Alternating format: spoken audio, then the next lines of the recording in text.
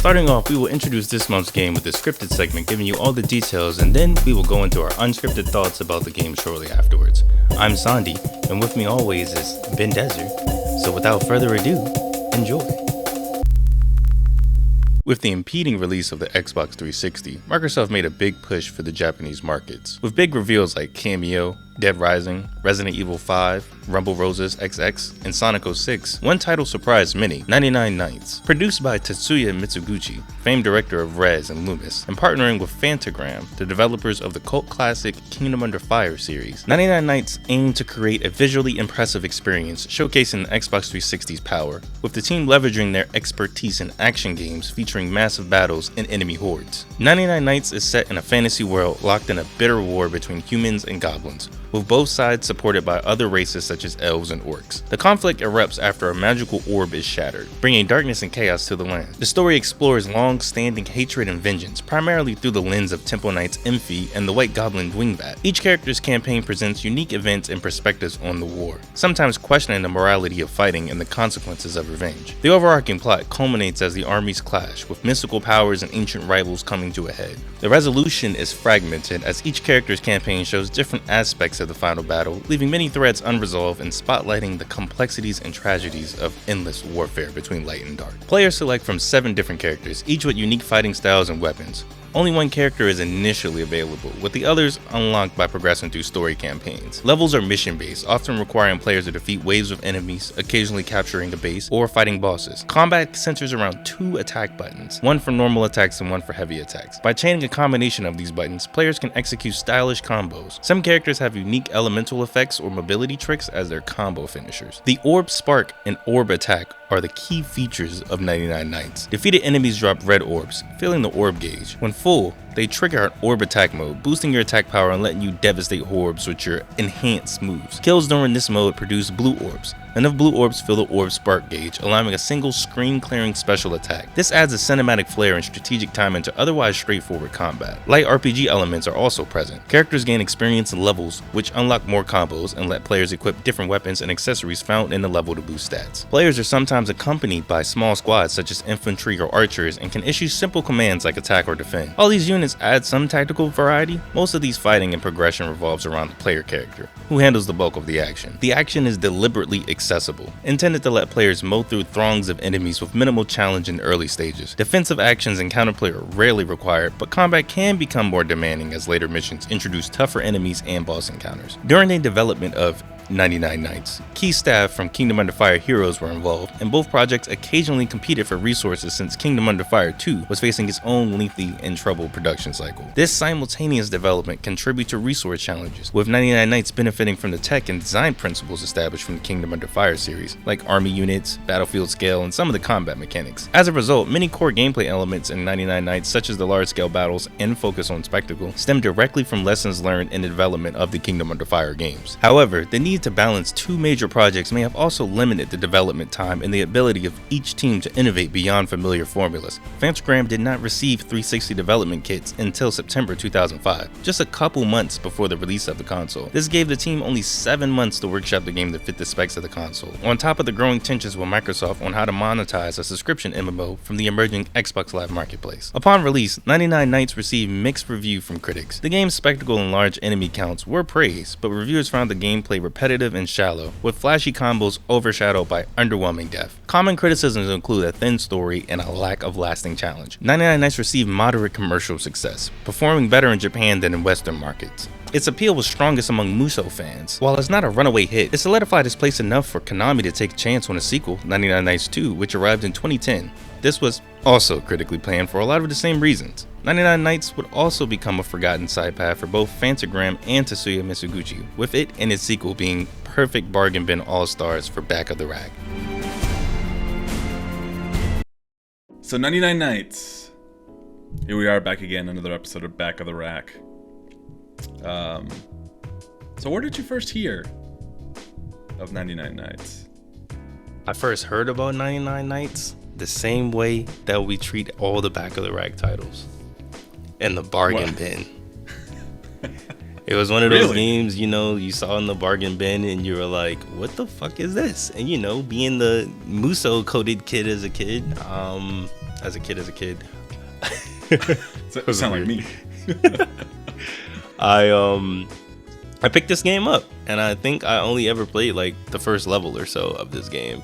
Never really got super far. I kind of was like, oh, this is like a fake Dynasty Warriors. Okay, whatever. And Dynasty Warriors clone. Yeah, I guess I went back to like Dynasty Warriors 7 or something like that. I know I picked this up late in the 360 era.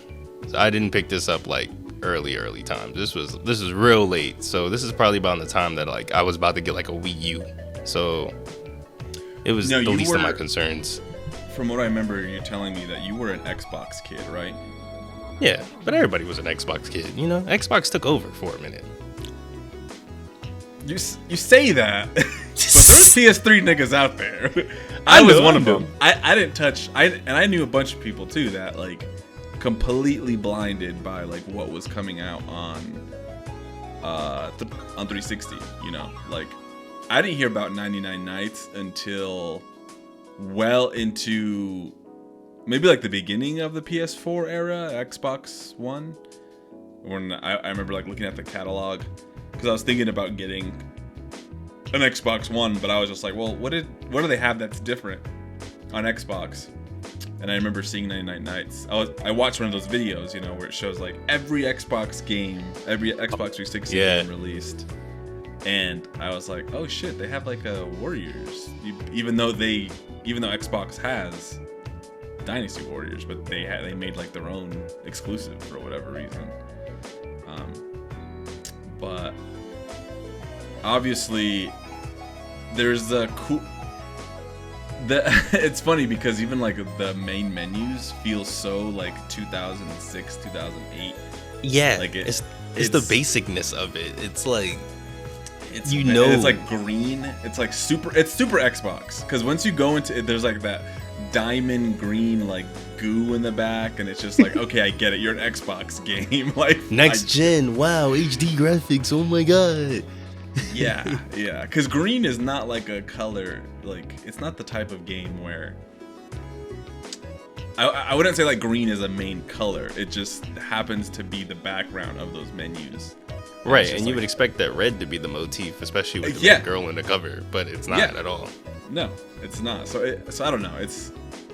That's kind of weird, but it is like of its time, and yeah, I remember just being interested in it purely because it was like a musou like or it's so funny how many of the different terms we're coming up with, like, you know, there's the the roguelike or Soulsborne or Souls-like, musou, like the clones. I'm like, can we just all decide on like terminology? Like, fuck. It's getting crazy. Musou fits because it sounds like its own genre. You know what I'm saying? It does. I think that's a musou game. Yeah. You know exactly what that means as soon as you say it. Compared to like a roguelike, it could be anything. You know what I'm saying? There's literally musou roguelikes. So you can just it's like a parameter you just put on top of like any other genre. It's a shooter roguelike, a platformer roguelike. And then the new one is Survivor like, where it's like Vampire Survivors, and it's just like we had to come up with like a name, like an auto shooter or something. There's like Ballotro likes. Oh, yo, like, niggas don't know. Niggas ain't know. And then you know, with Merriam-Webster declaring that slop is the word of the year, we're getting like, oh, that's just China slop. That's wuxia slop. That's fucking musou slop. Hoyo slop. It's like, oh my god, guys. Video games are getting like the worst treatment of like genre like definitions. Yeah. Because every other medium has like fast or not fast, but like hard, tried and true definitions, like, you know, horror or mystery thriller or whatever. You don't. Right. Yeah, I think that's the ugly part about video games, because that's a whole tangent we can have on Status Check alone on like what's an RPG, because everything's an RPG if you're going to go by the true definition of it. But you know, it is what it is. I actually played more of the second game, 99 Nights 2, than I did of the first game. You played it? Yeah, I played the second game, and yeah, the second one is better, I would say, but I haven't played it in almost a decade now, so so I don't know. Well, it could be ass for all I know, but I mean, at least from what I played, it did remind me of what I'm trying to remember the name of the game. It's like Hunted the Dark Forge or Hunted the Doobadaboo. It's on our list, voter list. It's like You've played that game, Hunted the Forge or something like that, right? yeah, Hunted the Forge or some whatever the fuck that is. I play like it's the same situation. Play like a smidgen of it. Oh, game hopping, yeah. Yeah. I know what you're talking about. I guess I you don't even owned the know. game? The Hunted? I own it on Steam. I don't know what the fuck it. I don't know. Okay. Well, We should just so play it next season. That's what you should. is that a muso? Hunted? Yeah. Or is Um, it just like a I think it's just like a linear? 3D beat 'em up. Hell yeah. I genuinely forgot the name of that game. But anyway, yeah. So 99 Nights is a weird game, mainly because this is a developer. They're mainly known for well, nowadays Kingdom Under Fire 2. And this is kind of like them remaking Kingdom Under Fire, but as an Xbox exclusive, even though the first Kingdom of Fire games were Xbox exclusives. From what I Yeah, gather, like Circle of Doom. I have Circle yeah, of Doom and another one. yeah, Yeah. Circle of Doom is not a Musou. It's a Diablo clone, Yeah. which is weird. It's a Diablo like. Yeah. Yeah, but they had Kingdom Under Fire. I think they had like 2 games on the original Xbox, and at the time they were working on Kingdom Under Fire 2, which is going to be cross-play with the 360 version, but I think some fuckery with Xbox Live, and then it got pushed back until like 2016, and then it shut down any fucking way. But regardless of the fact, 99 Nights is their partnership with them. And the weird part about this game that I was doing while researching is that the director of this game is the same. I gotta remember his name, but it's the same director as Tetris Effect and Rez and Loomis. That makes Tetsuya sense. Mizuguchi. That makes so much. That's why this game is bad because he wasn't in his in the right like genre, and then he needed to be. He's like, you know what? Let me do something completely different. Right. You know, Yeah. let So me not do like a 3D game. Let me do like a he mostly came up arcade with style. the story, the concepts, and he just said, "Fantagrams, Kingdom Under Fire guys, have at it. You guys do it and have fun with it." And they just made Kingdom Under Fire worse. Not to jump ahead, but Yeah. What's interesting about this game and like sort of really never hearing about it is even though there's like somewhat of a die-hard Warriors fandom, like people love, Pirate Warriors, Hyrule Warriors, Fire Emblem, like people love like those games obviously because they make them. I've just have never heard anybody talk about this game in those circles, you know. It's kind of strange to me considering that although people, talk negatively of the Warrior series, I still think there's a pretty, like I'm saying, like there's a pretty big fan base. So you would think even you and I would, be more in tuned and have heard someone be like, oh yeah, remember 99 Nights and 99 Nights 2? Like does anybody like those games? yeah, you're 'Cause right about it's that. just weird. Yeah, Not even like 'cause- there's no YouTube videos about it. Like really, I mean, Yeah. there's like a couple, but we need a Muso Mayo on the 99 Nights games or the Kingdom Under Yeah. Fire games. Chris, get on that. yeah. I'm trying to think because there's Arslan. I think that's like the only other like Muso game, or like the Fist of the North Star games. Those are like the only Yeah. Muso games I think people like don't genuinely talk about. But I think it's because Kingdom Under Fire, low-key is like its own thing a little bit, kind of sort of, because it's kind of like Bladestorm, but you have a Muso character as your main guy. You know how Bladestorm, you control the entire unit and you like chose their position and how they attacked and all that stuff. You kind of are doing that here. You kind of have that RTS element with it, but It's just Yeah. It's so way undercooked. more. Yeah, it's way more Musou coded than it is RTS coded, which is strange because from what I gather, the other Kingdom Under Fire games are very RTS coded. Like full blown, like you're not just controlling your units, you're controlling the entire battlefield and sending units this way, like Mountain Blade. So I don't know. I guess there's some elitism when it comes to Japanese versus Korean. I guess I don't know. Yeah, because this is Korea's Musou. What's interesting about that too is that I genuinely thought that this was made by like either a Canadian, an American, or French studio based off a lot of like the look. But then when we started, or when I started to like actually play through it, I'm like, okay, this feels a little Asian with some of this like line delivery, you know. And then when you told me, it's like, nah, that's like that's a Korean niggas right there, you know. And I was like, God damn, this is. I guess, because is there any Western, like, if we back up for a second, are there any Western studios that have attempted like a Musou title? That's a great ass question. Because if not, then it seems like the only developers that even attempt like the, you know, Musou type titles are Asian ones, you know, Korean and Japanese. I'm really trying to think, because like, yeah, because even like the clones mostly are made by, and Sengoku Basara is made by Japanese. Yeah. Other than like that new one that's coming out, have you seen like Tears of Metal? No, but I don't know where. It's like Viking roguelike Musou, but I don't know where Viking. Paper Cult is located. I don't know where they're from, but they seem. That sounds white though. Yeah, that's what I'm saying. They seem white as hell, probably. Yeah, because Vikings. I mean, you're not gonna see, aside from like the new East game, that's like Viking. Like, and even then, that's just Japanese.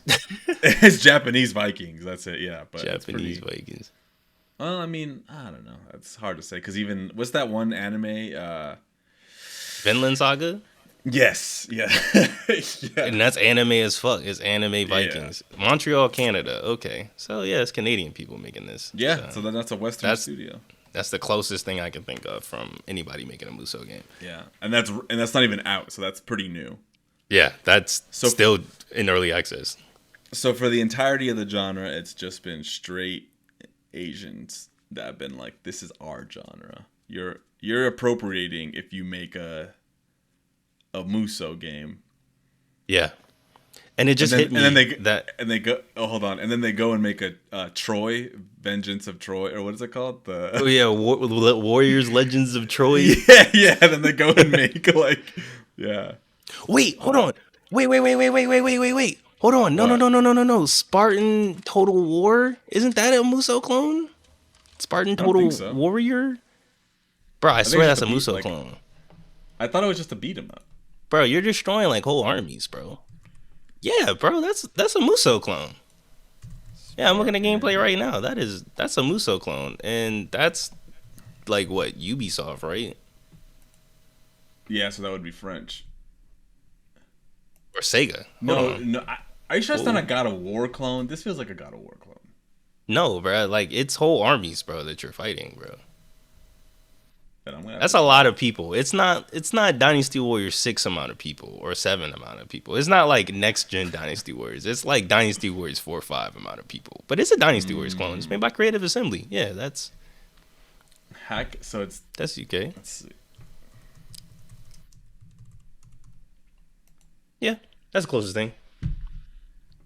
So you know the genre is actually hack and slash, which makes sense. I didn't even think about that.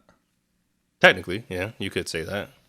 So it's like hack and slash would be like the umbrella term for it, and then it would break off into like character action, and then like Musou. Souls. It's like the pillars. Calling Souls hack and slash feels crazy. I mean, you hacking and you slashing that shit. Are you not? It is kind of funny how there's beat 'em ups and hack and slash are like bracketed differently. And I'm just like, it's just one The just same has shit. swords and the other one's just fists. One's just a beat 'em up with swords. You're right, yeah. Because when I think about a Warriors game, I think of it as a beat 'em up. You know, you have your mooks, and then they eventually lead to a bunch of little mini bosses in between, and then you have your final stage boss, and then you move Yeah. on to the next stage. I think of it like that. Or when I think of musou games, not in the same terms of like, you know, 1cc and how arcade perfect and all that shit. But I mean, it's got power ups, it's got pickups, It does, yeah. it's got all the trackings of a beat 'em up. But what about something like Dynasty Warriors Origins, the newest one? Because that's still like, yeah. How would you I'd still say it was a. I'd still say hack and slash beat it and then shoot That's them what- up? that's what I'm saying. It's just Musou's game. It's just Musou's, bro.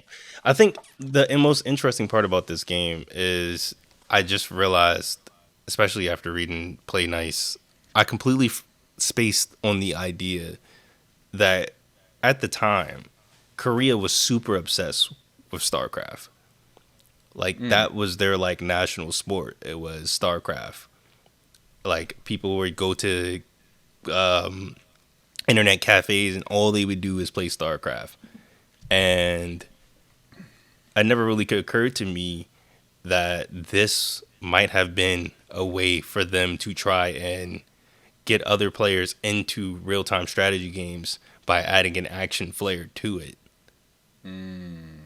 Because Musou games, you're not, until literally the latest title, you were not ordering around units and being like, I need you to pincer formation or anything like that. This is a fairly new concept for Dynasty Warriors, at least. And this game was doing it way back in whenever the fuck the first Kingdom Under Fire game was. What was that, 2004, I guess?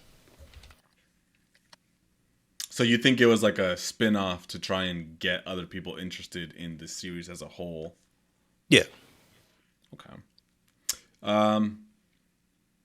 Let's go into presentation.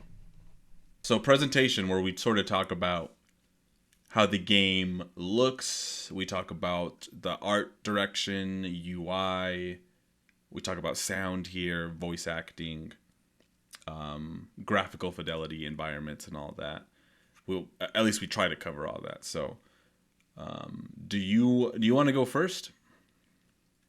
Sure. Yeah, actually, yeah. Just real quick, let me preface this by saying, and everybody who watches Back of the Rack already knows, there's always like one or two games I don't finish for the season, and this was the one game that I didn't finish. And it actually wasn't because I hated it that much. It was just actually because I didn't feel like playing it. I was literally like, time escaped me, and I was like, we got to do this. And I just kept putting it off. I jumped into so many other games, and the game pissed me off enough where I was like, I'm fine. I think I got the gist of it, you know. But yeah, This go is the ahead only with, game. with your This thoughts. is the only game where I was genuinely like, you don't need to play anymore. Stop for your own safety. I didn't start feeling the frustration until the third character I played as, which was. Well, we'll talk about that in gameplay, but yeah. Give me your thoughts on the presentation. You ever play a game and you can like tell that this was made to show like the capabilities of a console? Like this is particularly a thing around like the PS3, Xbox 360, like early times. You know what I'm saying? Like a tech demo, like Order 1886 or something like that, right? yeah, Astrobot. Astro. What? Yeah, the First tech. Astro. Yeah. I was gonna say, I'm pretty sure that was game of the year. But like you just like see certain things. Like I think of games like Inversion, where you could like lift the ground and shit up. Like this like game where it has gimmicks, like graphical gimmicks, things like that, right? Yeah, and you know, this is going into HD. So everybody's main thing was high fidelity graphics and physics. And everybody had Havoc engine or something of the sorts. But this game, there's a particular character, the mage girl. I forgot her name. But she has an entire moveset based around the physics of messing with a water ball. And it's so weird because why? Like her special attack, like the screen clear, is hers making a giant wave of water flush over the screen, and then it keeps going, and you can see it like bouncing off of the rest of the environment in the background behind you, and it just like it will continue and like kill enemies like that far away. Or she can like summon a water ball and then roll the water ball around and then like explode that water ball. It's a lot of weird stuff like that that throws me off about this game because it doesn't age well. You know, we're 20 years separated from this game now. Oh, Yeah. that kind of hurt to say a little bit. That was a little bit of psychic damage to myself. 20 years later. But like, yeah, it's a very technically marvelous game. There's so many enemies on the screen just doing their own thing.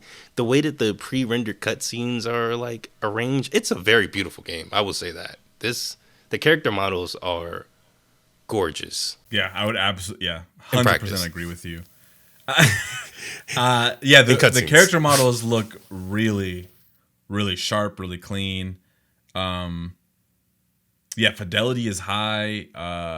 Even some of the maps, like very impressive, like lighting and stuff. There's just a particular map early on in the game where it's like a flat land and there's like light shining through.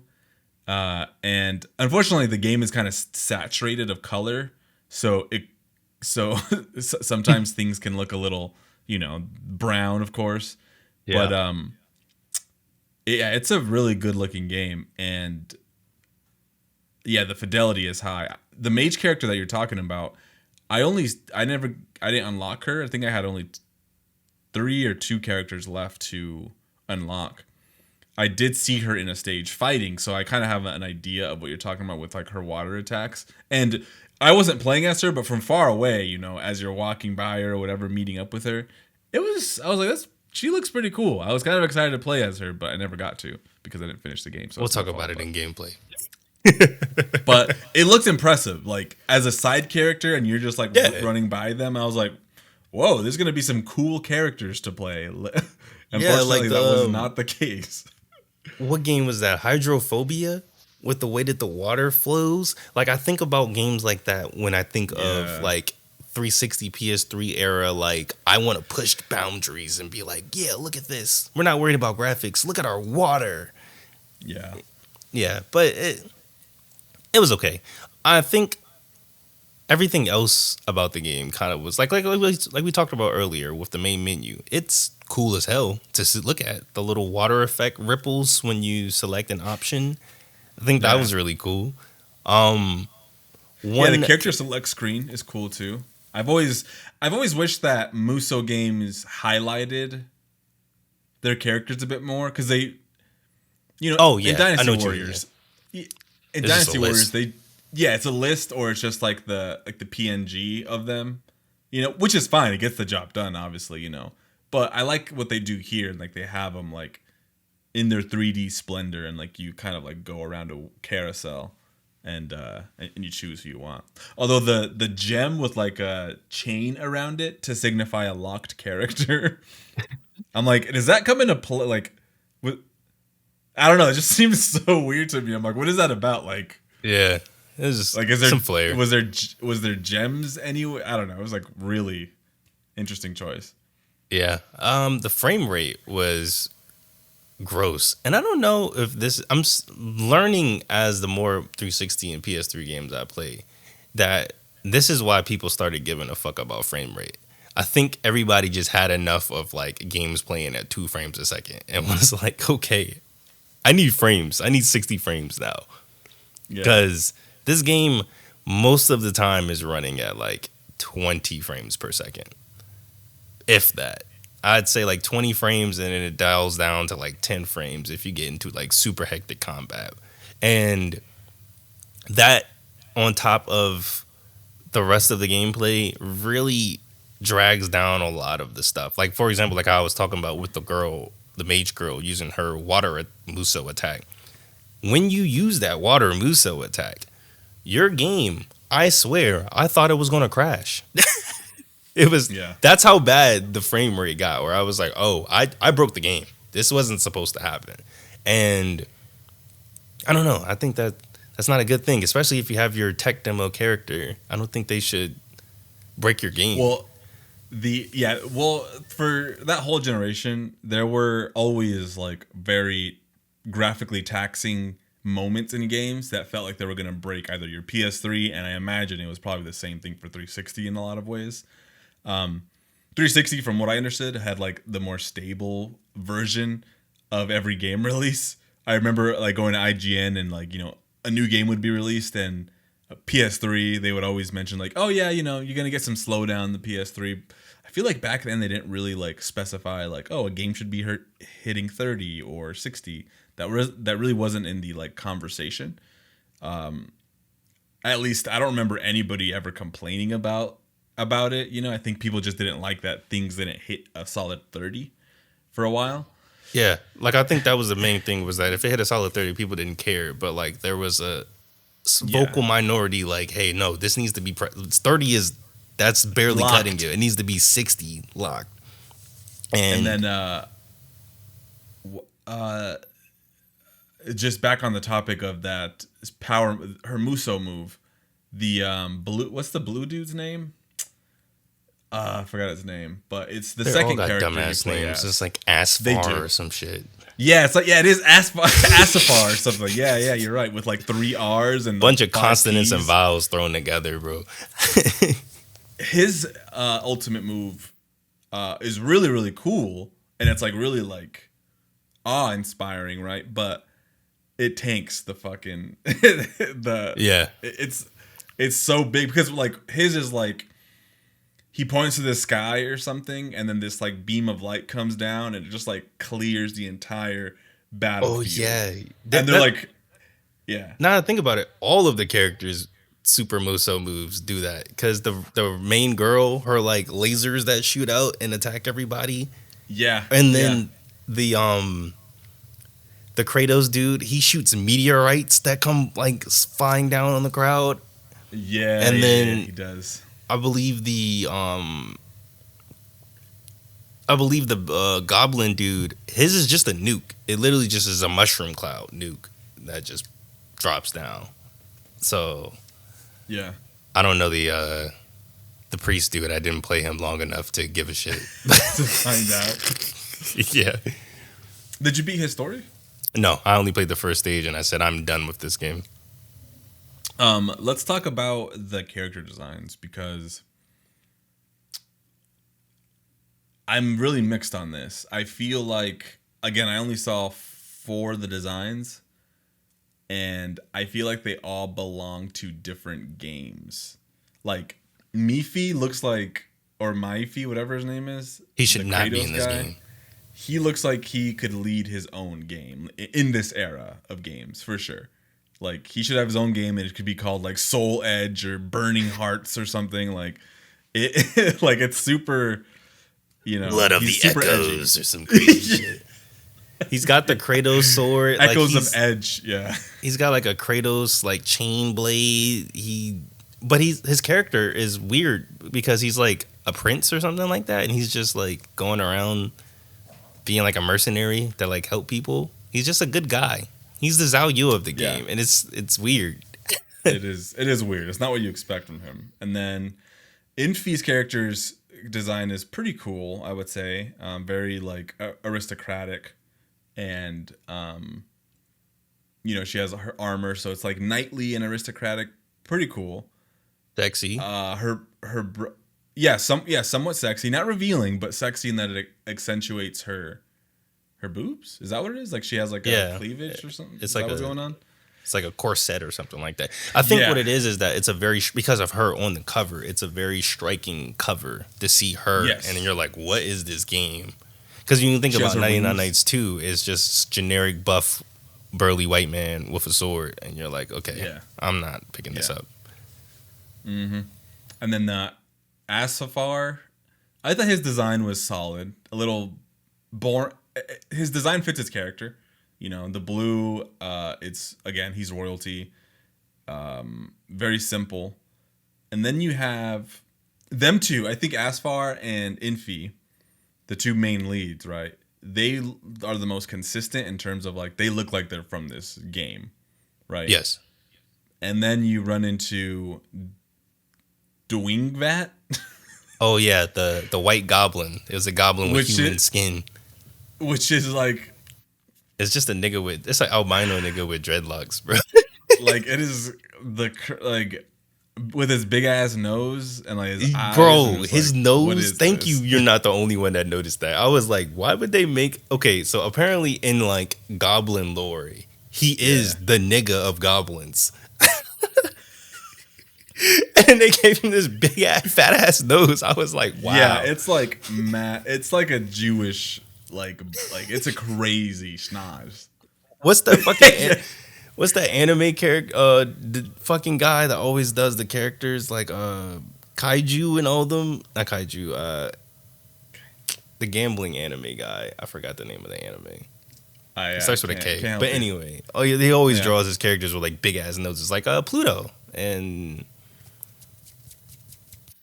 Oh wait, you're talking about the guy that Naoki Urasawa? Or are you talking? Oh wait, no, you're talking about Osamu Tezuka or something like that. Osamu Tezuka. Yeah, maybe, but like all his characters, they all have like that big ass nose. Like if they're an old man, they all have that big ass nose. Yes. Which I mean, it fit because they're cartoon, like they're 2-dimensional. You know, you don't really see the depth. But yeah, it's crazy big. It's his whole fucking face. Yeah, he might as well. It should have been.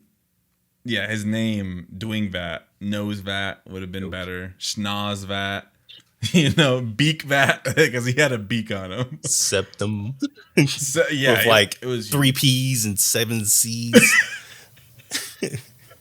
Yeah, so his design, I thought it was fine. His was inoffensive, but again, and I guess because he's from a different culture in game, it justifies why he looks like he's from an entirely different game because like he's from a whole different part of society or the culture in the 99. He's the goblin representative for their faction. So because they're not, for some reason they don't let you play as the main goblin villain, but you play as like his underling. Right. Yeah. So he's their representative. He gets a little cool moveset and whatnot. And speaking of that, what did you think of the main goblin villain? His look? Yeah. I can't remember it. I fought him so many times and I cannot remember it. It's like in my head, it's just generic green man in a trench coat. Yeah, like it's not coming up. I don't remember it being anything. You know who does stick out though is in Mifi's like his campaign, that girl Ifar, I think her name was. I wrote Ifar. Bro, and you can't play her. Yeah, and I'm like, they have a fully designed she looks crazy, by the way, like, and not in the best way. Like she looks the type. It's just ridiculous. Like I don't know what she's got going on. She also looks like she's from a like fucking whole different game. She looks like she's from the game Quantum Theory. Do you remember that game? Yes. She looks like she'd be in Quantum Theory for some reason. Velvet Assassin, Bullet Witch ass. Yeah, Bullet Witch. She looks straight Bullet Witch core. No, yeah, she looked insane. And yeah, she was a character in Mifi's in the Kratos guy's campaign, and he was like gooning after her or like falling in love with her or something. She was like a huge part of his campaign. Yeah, it ends on like her like killing the dude, and I'm like, this isn't her story. Like, don't I got another mode? Like, that's it. When you told me she wasn't going to be unlocked after that, because I'm like, there's a huge emphasis on her, so I thought naturally, she's the next character. Like, no, not at all. So, but yeah, the character designs, I don't know, a little hit or miss, a little inconsistent.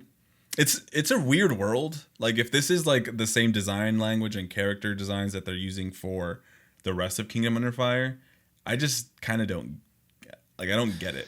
I don't know. It feels a little like because you have a priest and he's like he's like really like Christian and whatever. Like He's a straight up just Christian. He's just a Christian. He's just what are those Polish priests? He's just one of them dudes.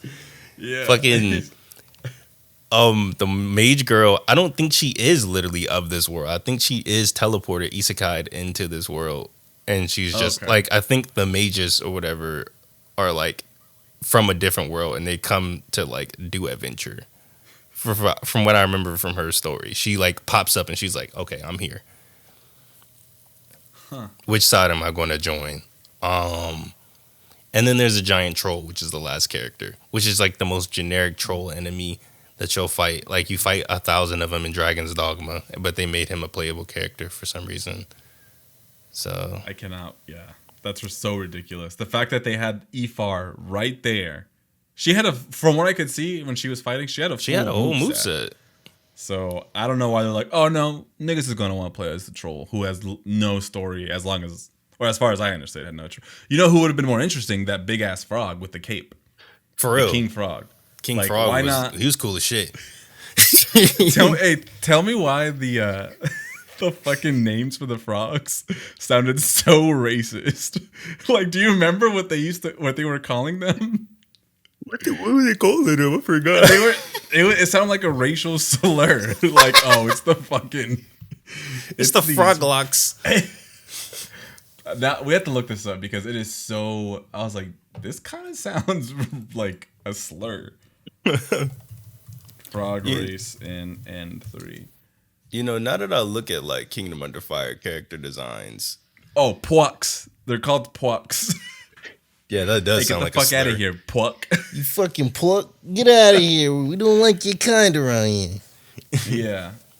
Also, them having like a frog race. I was like, what are we doing? This fantasy world doesn't seem like it would have... Frogs are too whimsical, I feel like, to have in such a like... You know, dramatic looking world. Because it's just goblins. It's just goblins for a long time. And then they're like goblin mages. And then for that one stage, there's like weird shadow creatures. Yeah. That's right. Yeah. And that's it. Like, and maybe some dragons. But you don't even fight the dragons. There's like the women that control the dragons. Yeah, you fight the women that control the dragon, and the dragons just like swoop by and attack you. Are they goblin? Those yeah, women? But they're like they're not goblin women, but they're like dark elves, I guess. Yeah, something like that, right? Okay. Yeah, drow inspired type. Yeah. Yeah, but yeah, overall character monsters. I'm just like, what is going on? Not the worst, but it definitely feels uninspired, even at that point, because now we've seen so many more designs for, you know, fantasy creatures and what goes together and what doesn't. But going back, I don't know, I just felt a little that your units are very generic. Frog. It doesn't help that you are seeing that. So the only people that are really of notice is your character. And then you have generic army dudes following you, fighting generic goblins, and maybe sometimes a frog. A pluck. I'm sorry. Them filthy pucks. Oh, sorry, that just sounds... I can't even say that with a straight face. Tell me, it's PWUCK, puck. Which That's is like crazy. Already a weird word. They was just making shit up, bro. Yeah, and for anybody else like listening, let me just spell out some of these names for you so you understand why we're making fun of them. So the main character's name is Infi, INPHYY. All right, crazy. And then you have Mifi, who's the Kratos like character. Yeah, I remember his name is spell it out, Sondi. Hold on, I want to see if I got it right. Is it MYIFEE? Yeah. Oh, I think there might be an extra. Isn't there an extra Y in there? No, I swear there's an extra I or Y in there somewhere. And then there is Asafar, who has two R's. It's ASPHARR. And Crazy. the list goes on. All the characters have like double Dwingvat.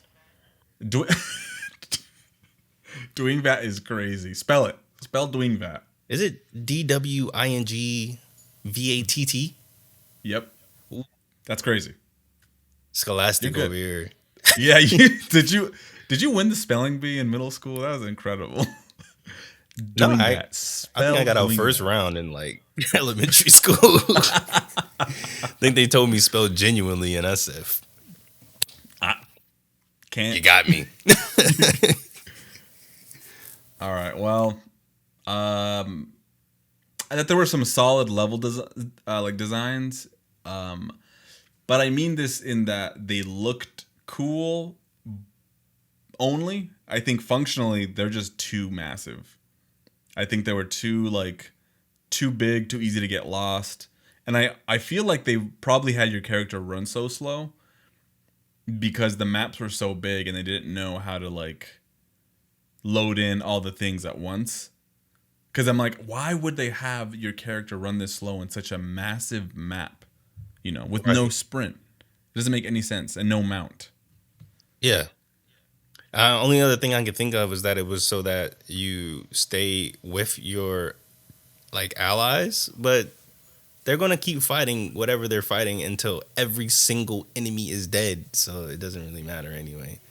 I agree when it comes to the level design. I think that the levels look good, and they're very. I mean, they're varied. They got a snow level, a castle level, jungle. A town level. Yeah, they got it when it comes to that. But I think my issue, like you said, when it comes to the hugeness of these maps is that it kind of loses its luster when you start to think about these were probably just copy and pasted it over. You know what I'm saying? And there's so many invisible walls, and because the maps are so big, you don't know where you're really going to go. So. For example, I think about the one map where it's hills. It's like a river, and then there's hills on both sides with catapults and stuff. Yeah. I think about maps like that, and I'm like, this just looks like I'm going to different places, but it feels like you just copy and pasted the quadrants until it was finished, on some Tony Hawk shit. And I don't know, I think about the items. They had weird PNGs or JPEGs. I don't even think they were PNGs. They're probably JPEGs for the items in your inventory, and there is weapons that you can get that change the look of the weapons that you have, on your character, but they're very far and few between. So you don't even really get to see the variation of those, and even then, I don't think that they change the variation enough. They all stay within the same color scheme and the same thematic look. All of Infy's weapons are going to be a red sword with a bunch of Celtic bullshit surrounding it. It's never going to go anything like a basic sword or anything like that. So it is what it is. Yeah. I think, honestly, the presentation is the best part of the game. Yeah. Yeah, I can say that confidently. It's the best part of the game. I can say that confidently.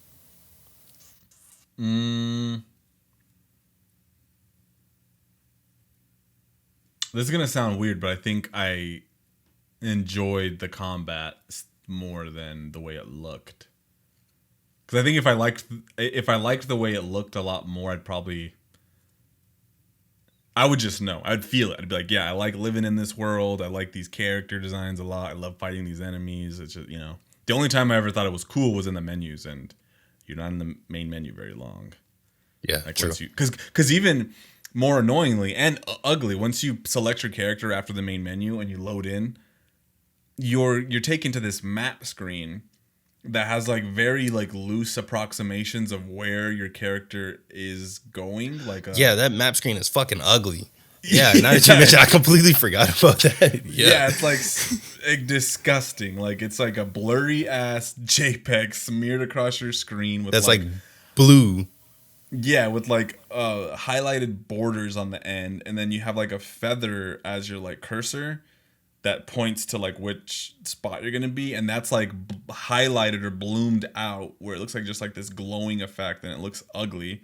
So while it's trying to give this effect oh, this is one huge world, and you were in the forest of longing, and now you're gonna go to the castle of chaos, it's not even clear. Like it's so smeary and ugly. Like it And almost looks like it's trying to be like a Lord of the Rings like map, you know, in the beginning of Right. Lord of the Rings. Yeah. Like And then when you click something, it does that ugly ass ripple effect, so you can't even see what the fuck you clicked or like where it is. Like Yeah, like normally no with the clue. Dynasty Warriors, it shows you the region, and then it zooms out the region, so you can see these are the characters and the regions that are in conflict right now, and this is where they're Yeah. about to fight. And now we're going to zoom into that region to show you the fight.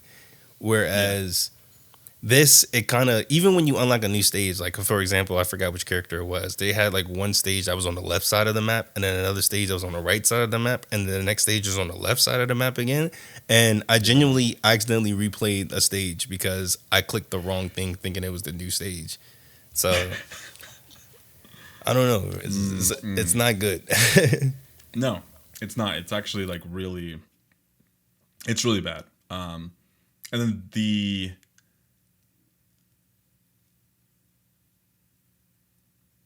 I'm trying to think of the other menus. Well, I will say shout out to them for having the character art and the concept art all in the bonus menu. I like that. Oh, I had to buy that with DLC. You had to buy? No, I'm fucking with. Oh, I was about to be like, what? I didn't have my 360 connected, so I was like, huh? You had to buy it? No, yeah, it was nice that they included like the concept art and stuff like that. Don't you get like money to like pay? Like, isn't it? Yeah, like once you Or finish is a that stage, you get like points or whatever that you can spend. use?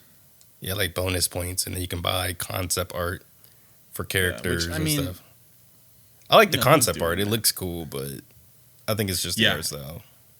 Yeah, it doesn't translate to 3D, but it looks cool 2D because it's like that watercolored like effect to it. They look all like they look weird. They look different than they do in game for sure. Yeah.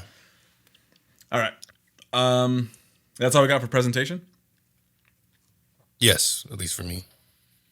Okay, story. Once again, look, we don't pay games for stories. I think it's becoming obviously clear. We should just cut this section out because we just No, because straight up when a glossed game has over a good story and we talk for an hour just about the story, it's going to be worth it. But like, That's true.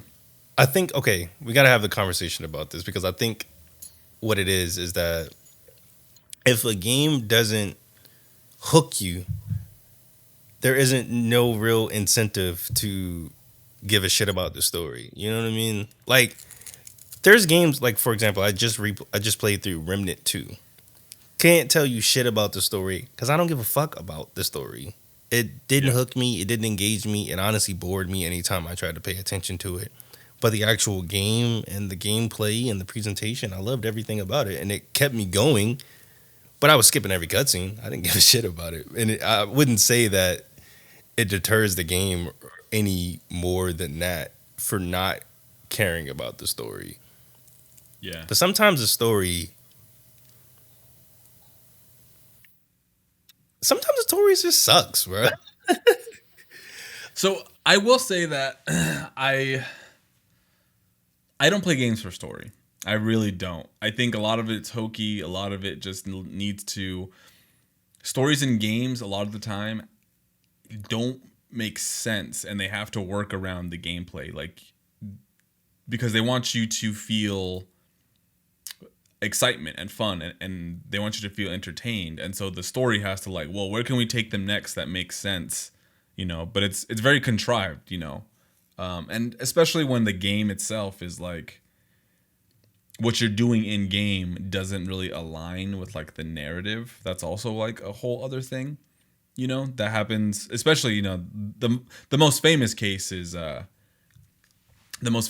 Uncharted, where Nathan Drake is, you know, killing hundreds and hundreds of people, but like we're supposed to kind of feel for him in some way. We're supposed to like feel like he's the good guy. There's a lot of games like that, or like when there's something urgent going on in like a side mission or The main mission. in the main mission, and then you go, or you can spend 40 hours dicking off. yeah, and like the characters never acknowledge it, and it's just like, yeah, it's kind of hard to feel like the urgency or the pace or the momentum when the player has so much control. So I generally don't care about the story. Like, I'm playing Shin Megami Tensei 5 right now, and the story's interesting to me on a thematic level, but like a lot of the time it just feels like excuses to go from this point and to this point to like open up new this character's with you now, so you get to use this thing now, and it's just like, yeah, because I needed that thing, that's why she's with me. Otherwise it doesn't really make sense why she's with me, because she's like a defenseless schoolgirl, and I'm like it just like a lot of weird things like just don't make sense, just like whatever. I think that's why stories like... I don't skip stories just to go back real quick, I don't skip cutscenes typically. Okay. I will watch it still. I think it depends, because like I think about games that do their stories really well and how effective they are. Like, for example, Expedition 33. Even though I know that we both weren't as high receptive on that game, the story kept me on long enough to where I was beating super bosses and going through the entire game. I actually liked the story. I have no complaints, at least when it comes to the story. In terms of its uniqueness, that's where I have complaints with. But regardless of the fact, for example, Persona 3, where it has in-game narrative explanation of like, yeah, you're going to Tartarus to grind because you need to get stronger before the next moon. And you have that cycle of going to school and them being like, yeah, nothing. Like, honestly, a lot of the days in Persona, nothing happens. And the characters kind of mention that, where they're like, I'm bored. Do you want to like go hunt some demons or something? Because that's right. They do. Yeah. Yeah. Oh, we can't hunt demons this week. It's finals. We got to study. I just spent 2 weeks studying instead of demon hunting. Like, narratively, it's there. And to wrap it all back to 99 Nights, you start the game, and the very first character that you're introduced to is Emphy, because that's the only character you can play as. And her story starts out as you fighting your brother Asfar to decide who becomes the leader of the army or general or whatever. And this is where the story gets a little weird, is because each character's story is not canon to what's happening at the time. So Asfar's story is like an alternate universe version of what if Emphy lost instead of won, or the Goblin story is what if I got revenge on Emphy, or like you have that difference in the story mode. So it's kind of hard to take into account each story and how it like wraps, because at first you're thinking like, oh, okay, I'm going to get this perspective, like you do with like a Dynasty Warriors game when Wu randomly attacks on the side. You can see how they got to that point. It kind of just feels like each character is going through their own personal story. Like Emphy's getting revenge on all these goblins, and you can choose to commit genocide or save a kingdom. And either choice is like, I don't like this character. She's kind of aggressively revengeful, like blinded by revenge. And I guess that is the central thing, because when you get to Dingvat, who is a goblin whose brother and family was killed by Emphy in that genocide mission that you play, then you, in return, get revenge on her and kill her by the end of his story mode. Or, like we were talking about with the non-playable character, I forgot her name that you were saying, the Bullet Witch girl. For some reason, that's the end of Myphy's story, is her getting revenge on the goblin guy. Same with Asfar, I think, and his story as well, too, is her getting revenge on the goblin guy. Yeah, it is, yeah. Yeah. Amphar is the only person, the blue guy, the Blue Ranger, he's the only guy who doesn't get revenge on anybody. And he's like more of like helping, like he's more of like chasing down his sister and trying to figure out what the fuck is going on. And yeah, he's level-headed. Yeah. There's like a story of like light and darkness and elves and goblins splitting a ancient artifact that causes darkness to arise, and that's why they're fighting, is because the orbs or magic orbs is making them fight instinctually. Yeah. Cause then you get to like weird characters like the priest that just appears and is like, I guess I'll help out. Or the magic girl that's like, I'm a trainee mage. Send me to a world so I can become a great hero. And then she just appears and goes, which side do I want to join? The goblins or the humans? I don't know. Yeah. First person to say hi to me, I guess. Like, you just get weird stuff like that. And it's like, well, this story is all over the place. And I never can really, like, take a real grasp at, like, what exactly is trying to be told. Yeah. It's too sparse. Like, it's not... Like, I was kind of hooked after playing Infi, the first character. I like the way it ended, where, like, she just disappears into the... Spoiler. She disappears into, like, the... Or no, what... You kill the Goblin King, and then she, like, transforms, right? Yeah. And Asfar's, like, staring at her, and he's like, what the fuck? And then just cuts. And then she's like, oh, you're finished with the level, and then move on to the next character. And I'm like, oh, so it's going to be like a game that maybe like, okay, now I play as her brother, Asfar, and then it'll continue from there or something. See, and I thought the same thing too, where I was like, okay, we're going to get more extrapolated from that later. And his will probably be an abridged version of her story from his perspective. Right, and then it'll continue from afterwards, and she'll be the final boss or whatever. That's what I thought. Yeah, same. And it's not that at all. So I was kind of into it. And then after that, I was like, oh, especially after Mifi's story and how that ended, because it was like focused on him, but then it wasn't at the end. And I was like, I'm lost. I don't know what's going on here anymore. And then when I did Doing Bat's story, he had a pretty... By the way, didn't he have like a whole CG cutscene? Yeah, that's what I'm saying. Like, that's why he was my favorite character. He had a real he felt like he should have been like the second character that you unlock instead of Asfar. Oh yeah, I agree. That would have made more sense.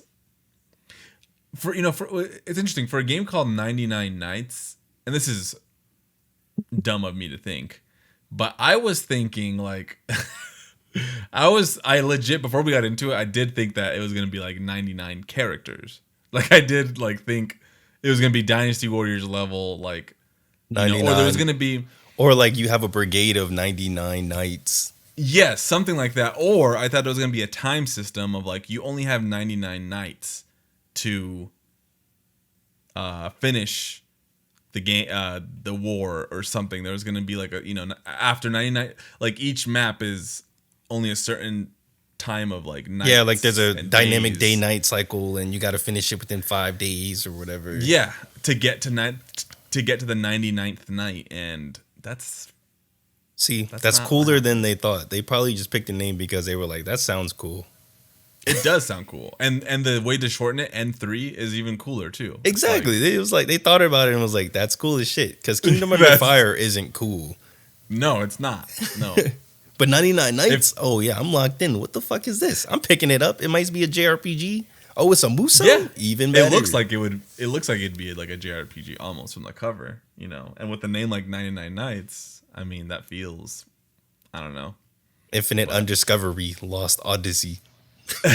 It almost feels like Ridge Racer R4 or Ridge Racer Type 4. Like it kind of has that like that kind of thing coolness going on with it. Yeah, 99 Nights N3, like come on. That's genius. Why don't games have like Echoes of the End? Terrible name. What are you doing? Eternal Strand or what? Eternal Strand, something like that. Terrible. Yeah, both of those are terrible names. What happened to the cool names? Vampire the Masquerade Bloodlines 2? Ew. I miss when games used to just have dark and a word, bro. Yeah, Dark Siders. Dark Void. Dark Souls. That's it. The darkness. Just give me 2.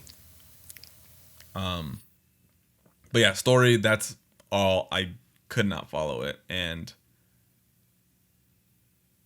it was it's just too fragmented to piece together into anything cohesive to make like a final verdict or to give a final verdict for it. Yeah, I think that's really my issue. Is I think about other Musou games is at least there might be what if scenarios dabbled within those story modes, but at the end of the day, there is a straight through line of canon that you can see throughout the game. And even through all these stories, at least I beat every story except for the priest and the troll at the end. And I don't know if that unlocks some secret ending, like,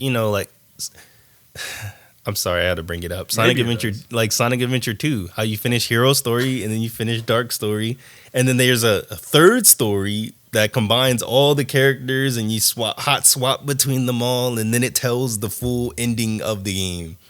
I thought it was going to do some shit like, I don't know if it does some shit like that. I don't know. I don't care. But, I don't know. I just think not having a concrete of what's really happening kind of soured me on the story, because it was like, oh, if this is just everybody's ideal scenario storyline, then I don't care to play this. I want niggas to die. The end of Wu is depressing. Everybody dies. Yeah.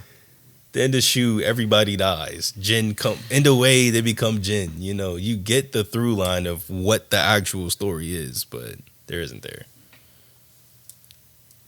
Yeah, story-wise, I feel like there was a vision that could have been more cohesive, but because of the way it was arranged and doled out, it just loses steam and it sort of loses you. You kind of just are confused on what the hell's going on. Let's go into gameplay.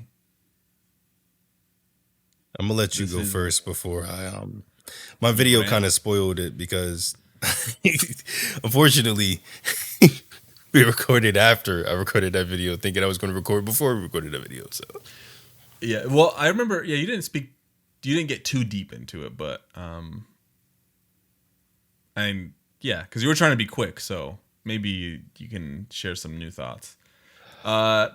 Let's talk about one of the gameplay mechanics that I think it just really doesn't work for this type of game, and I mentioned it. I talked a little bit about it before. And that is like the sweet spot that this game never finds. What I mean by that is like the time that you spend in a level, the length of a mission. 15 minutes, I think, is a good time in this game before you start to really lose your mind. I'm okay with playing 15 minutes, dying, and then replaying it again. But there were some levels that extended anywhere from 20 to 30 minutes. It was never more than 30, and you die and you have to start from the beginning, like no checkpoints, and one of the reasons that it feels so slow is because of the walking. There's like moments where you're just walking in silence because the music only turns up. The music only like turns on when you're fighting. So if there's no enemies around and you have a long walk, it's just like complete silence. Which we didn't talk about the music, by the way, but there's not much to say there. I was about to say it's forgettable as we did forgetting talking about it. And then I would add on to that if you're going around the map, because there's obviously straight paths that you're supposed to go on, like you're supposed to go here. But if you go the other way, you might find an item box that might have an item or a weapon. Something useful, yeah. Or just health. So you're walking slow, the opposite direction of where you're supposed to go to get a health pickup or a musou pickup or an item you already have. And then you have to do that slow walk all the way back. There's so much of the map that's left unexplored too, so like you're almost incentivized to like go to these like little nooks and crannies. I noticed that because there was a couple of levels with Mifi where I just like died so many times. I'm like, let me just beeline this, and it was a lot faster. But because the map was like half, the what is it called, the fog of war on the map was like not yet lifted because I hadn't walked to specific areas. Right.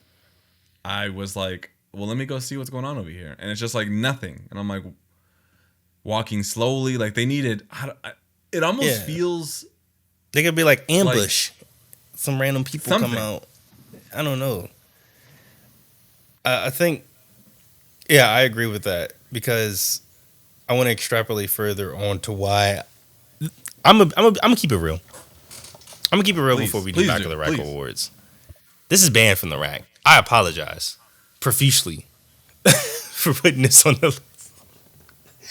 Oh, that one stage with Asper and Imphy at the Which one? end, the fucking forest is the worst stage I have ever played in a Musou game. It is genuinely when I tell you, I threw my controller at least like 3 or 4 times. I probably got to buy a new 360 controller. Like I would throw it into the couch, like don't want to break it. Just That's crazy.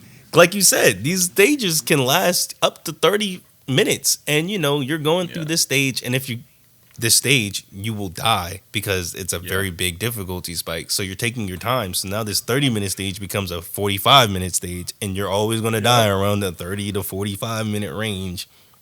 Keep restarting. It's an incredibly frustrating stage because, one, it's windy.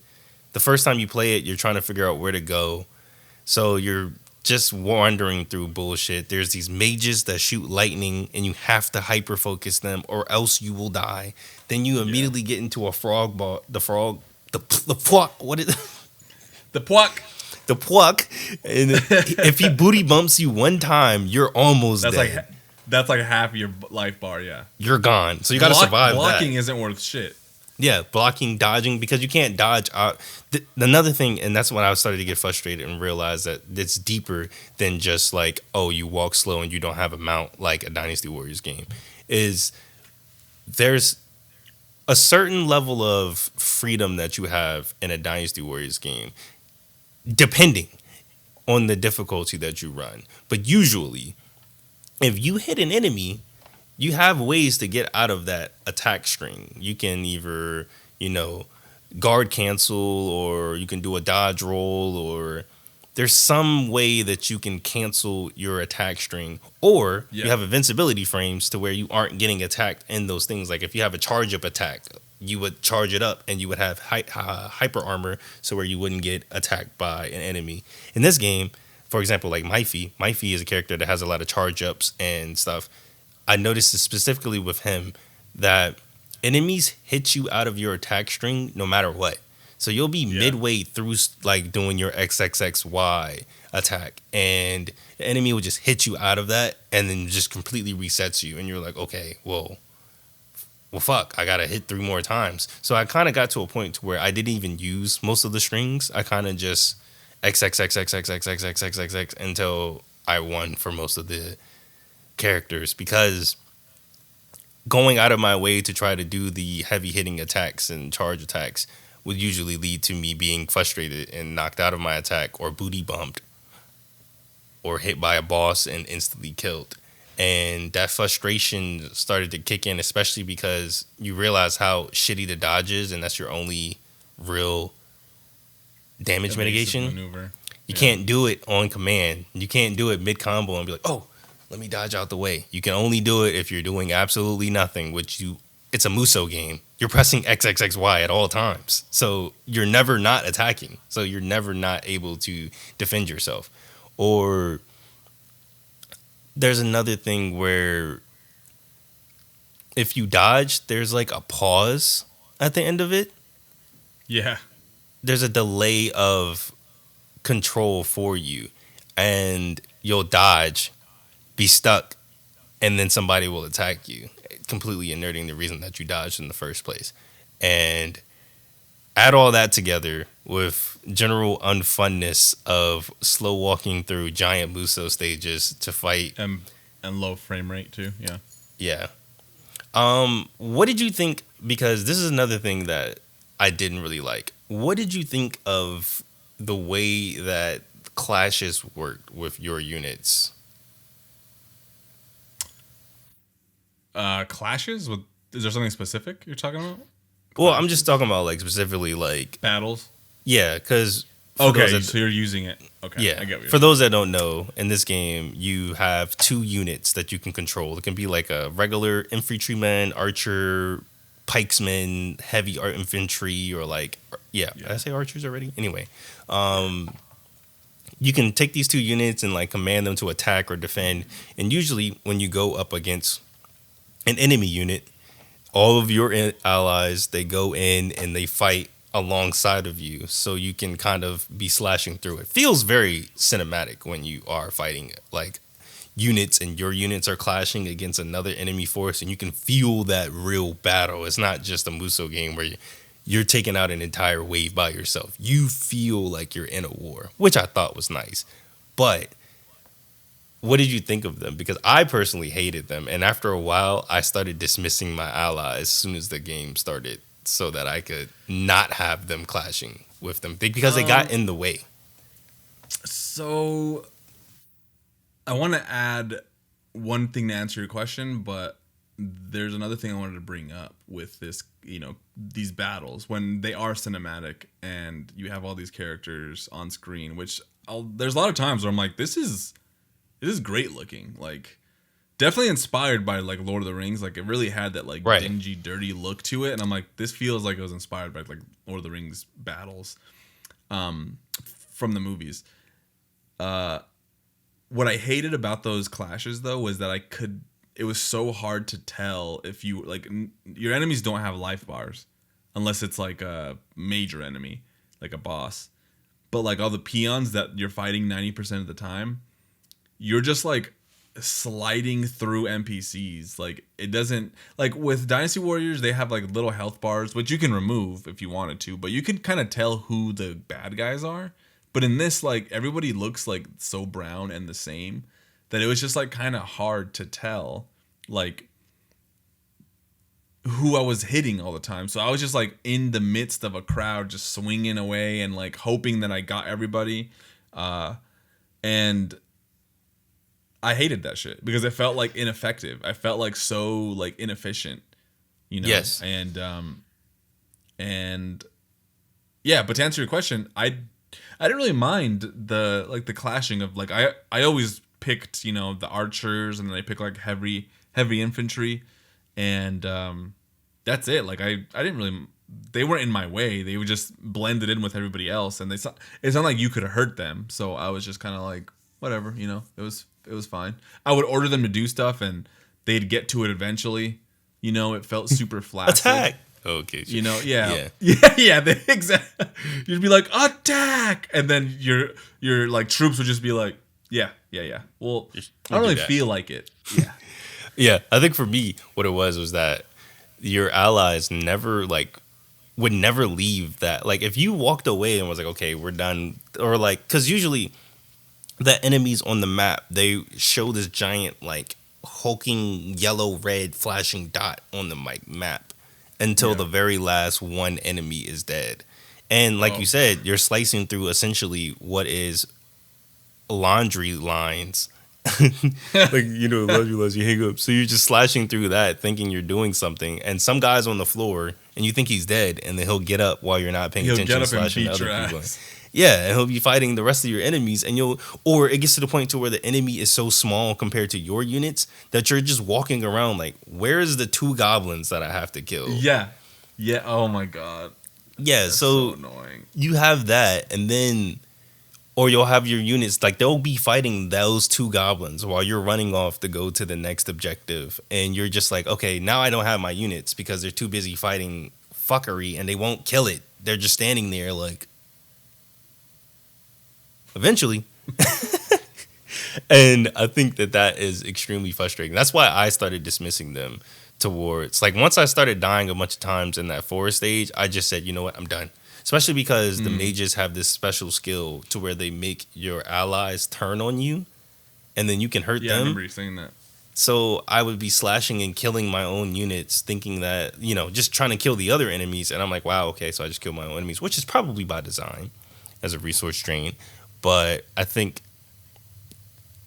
a lot of the enemies, there's no variation. Like, you get your regular goblins, the frog guys whenever they decide to pop up, the troll guy who pops up every once in a while. That one ice stage, you get the dragon archers. The dragon ladies. So you get the goblin archer unit. And then which just turns into a regular goblin unit when you get close. They just pull out swords and fight you. And then the goblin mages, which are the bane of my existence, and I hate them with all of my fucking heart.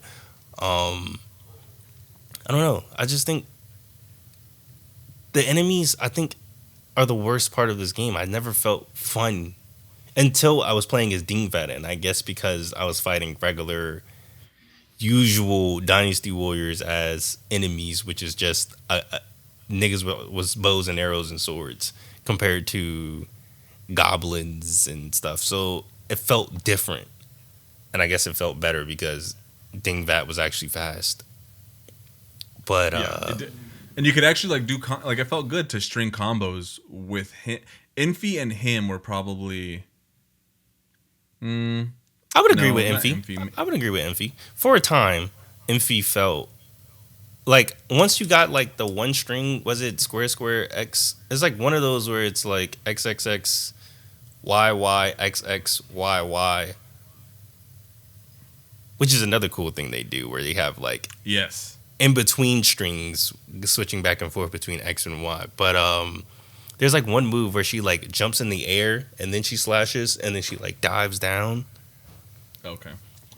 Anyway, yeah, she gets a couple moves where I'm like, okay, I can kind of like once you get her like to around like level 5, that's when I was like, oh, okay, I see her kit now. And that's usually the same amount of time where a character would start to feel good to me.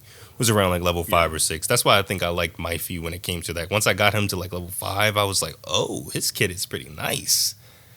It takes a while to get there, though, is the thing. You're like almost done using them. Yeah, that's the last stage. Yeah, you're just like, oh my god. And what's actually interesting about Infi is that she has that traversal ability where she can like jump on niggas' heads, like the goblins' heads while they're bunched up in an army, which in my mind, I'm like, that is so cool. How come warriors don't have like a traversal aspect like that? You know, there's a huge amount of people, even if it's your own like troops, to be able to jump and like on their heads and just like skip through them. Yeah. And I didn't understand. I'm like, why? Well, for one, she can only do it. None of the other 3 characters I played as had that ability. So I thought that was cool, but also I'm like, damn, such an underutilized like way to move, you know, because there's lots of times where there's a bunch of people and it just like it'd be nice to just get above the crowd and like just fucking hop over. But to be fair, the jump is pretty ass though. So yes, everybody's jump was ass. It was the standard at the time, you know, nothing crazy. Yeah. Well, Warriors games also have like the worst jumps in games as well.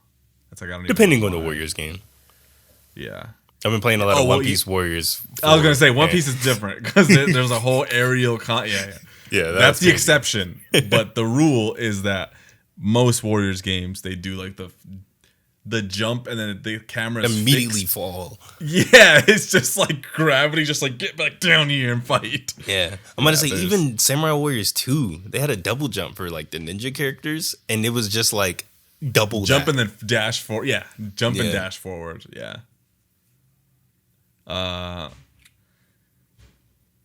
What did you think about the items, the item management? Because you talked a little bit about what they looked like in presentation, but like I thought that was interesting because all your upgrades are found on the field, and that feels like I kind of get the vision on that because it's like, okay, we want players to explore the map as slowly as possible, I guess. And we want to encourage that, you know, curiosity, like what's going to be in this jar, you know. But I just felt like I'd rather be I mean, I guess you are rewarded certain items if you get an A rank on a mission, I think it is. An A or an S, you're rewarded, but like it's only one item and sometimes it's not useful to you. So, I don't know, I just kind of felt really conflicted about the way they handled, like, oh, you find your weapons out in the field and other, like, items that you can equip, you know? And then some of them were really game-changing. Like, one of them I remember was like, oh, yeah, you'll move 30% slower, but you have one more musou. It's just like, what the fuck? Yeah, your attack range is like plus 50%, but your attack damage is minus 20%. Yeah, I'm just like, why are you No, it's a power. Like they really wanted. I think they wanted to make something more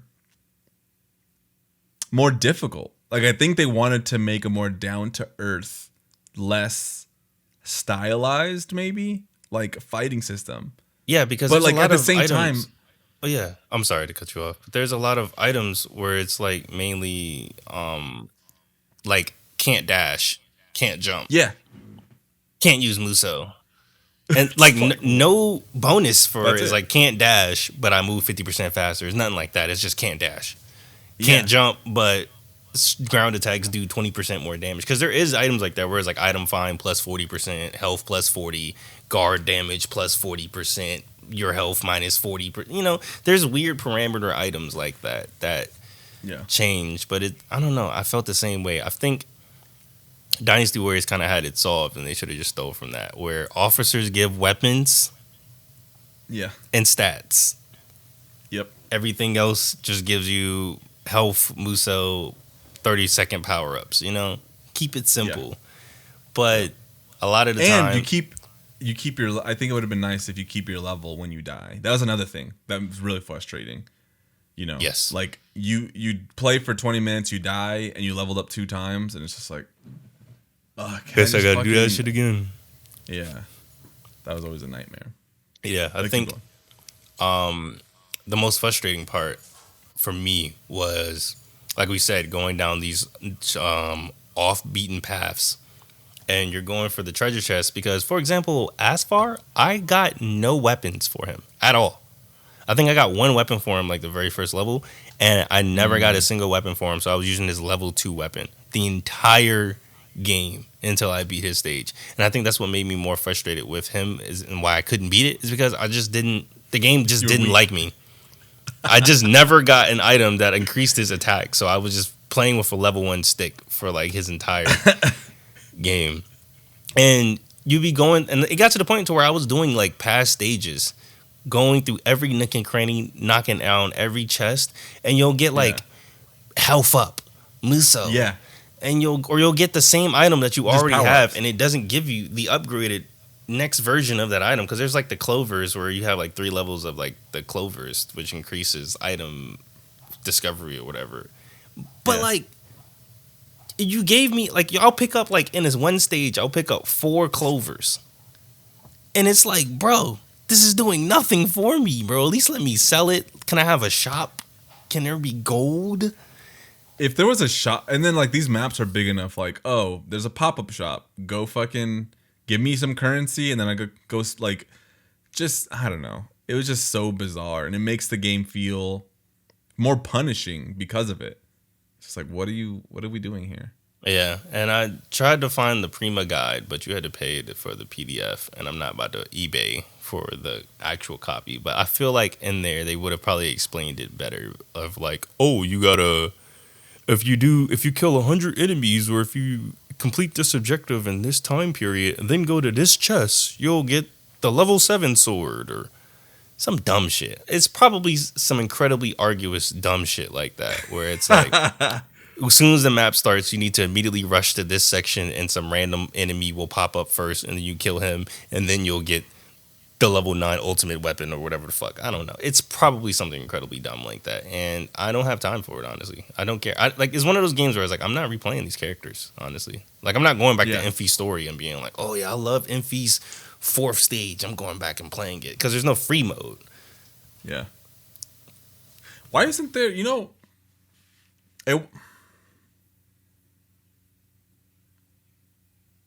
So after you beat the game, there wasn't an additional mode added? Nope. What the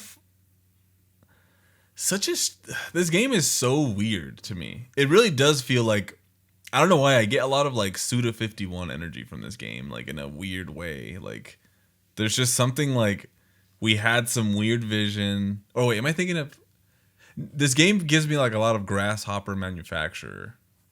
Like there's a weird energy I get from this game sometimes, like playing it, where I'm like, what was the idea here? It feels like completely.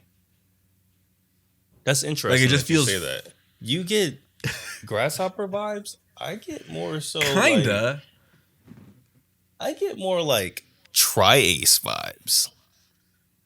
Tri-Ace? Yeah, like the people that made like. I think I'll be honest with you. I think we're both way off.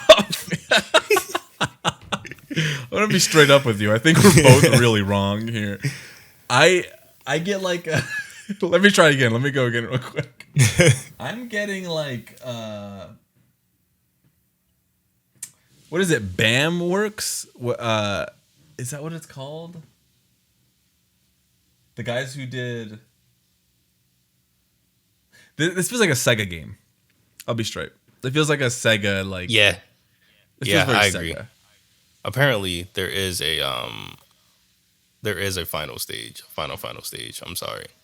If you completed every character story, then play Infy's last stage again, then you'll fight like the true final ending or whatever of the game. How would you know that? How would anybody know that? The fuck exactly? How was I supposed to know? Oh yeah, if I go back and play this character I already played over, I beat everybody. And and then specifically her last stage, by the way. Right. Like, who the fuck was I supposed to know that shit? Yeah, dude. I think there's a lot of just the fact. For some reason, these musou games really struggle with a guard. I don't know why the guard just doesn't function. Like it's just they weird. Don't do like, anything.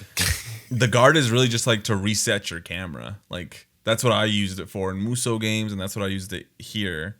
Like, or even did I? I don't know. It's just like not.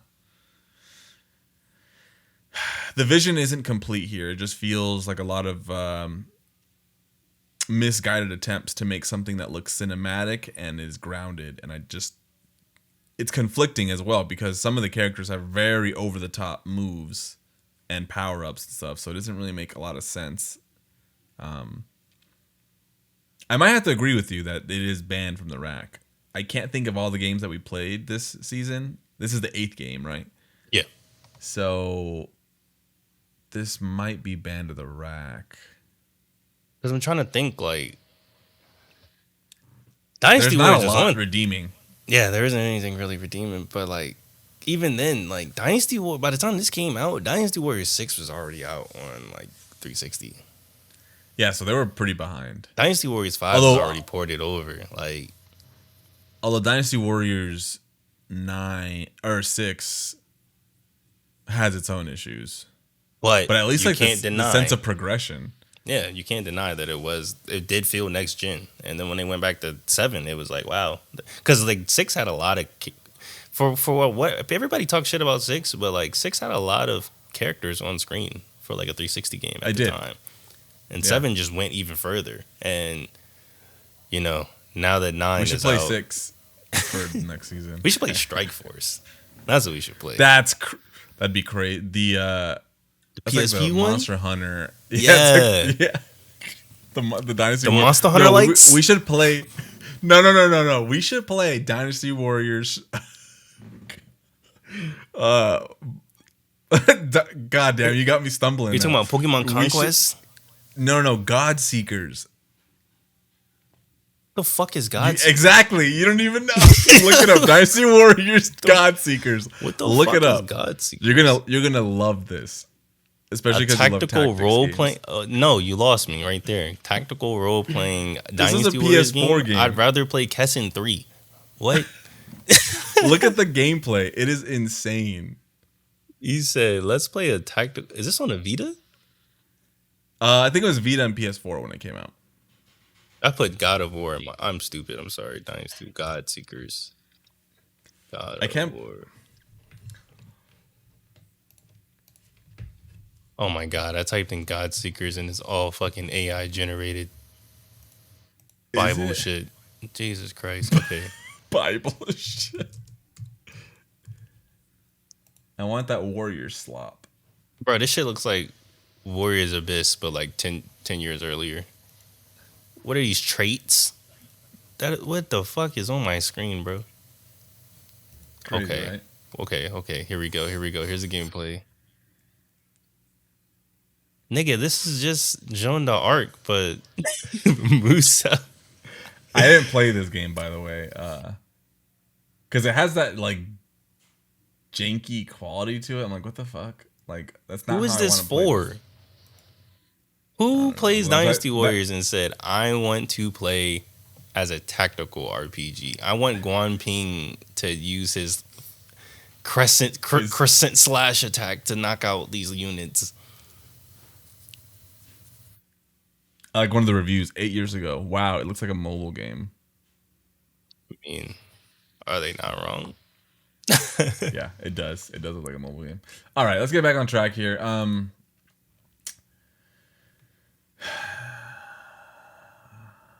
Would you recommend? No, absolutely and not. 3. Absolutely not. See, the thing is, usually with Band of the Rack and like usually games that I hate, like I think of like Lord of the Rings, The Third Age, Batman Rise of Sensu, they still have like a redeeming quality to them at least. And 99 Nights, I feel like it does have a redeeming quality to it. But I know the average person that's going to pick up this game to play it is not going to be a diehard musou nigga like us that can sift through the bullshit. We can sit through bullshit because Dynasty Warriors doesn't have 100 and something characters that I like playing all of them. I really only like playing like 17 of them for real. We need a next status check. We need to talk about our favorite Warriors games. You are correct. And we need to make a whole new series where we play every Warriors game and review. Starting with Dynasty Warriors 1. Starting with the fighting game Dynasty Warriors. And then that's what they should have remade. That would have went crazy. Yeah, that would have been crazy. Soul Calibur and Sight, just make a Dynasty Warriors game. Fuck it. I think to go back to the other characters because we didn't talk about the mage. Did I ever explain to you how she plays? Yeah, like ass. Well, other than she's like a tech demo basically, like a. Okay, no, so I don't think. Yeah. Instead of a string where you would expect X X X Y or whatever to she would swing her bat around or wand around and summon water at the same time. No. What her X button is she sits there and she shoots water out of her hand. Okay. And so you're playing the game kind of like a Metal Slug game where you're just spamming the X button to quickly shoot any and everything surrounding you. And you have to move in that direction because she strafes to like shoot the people.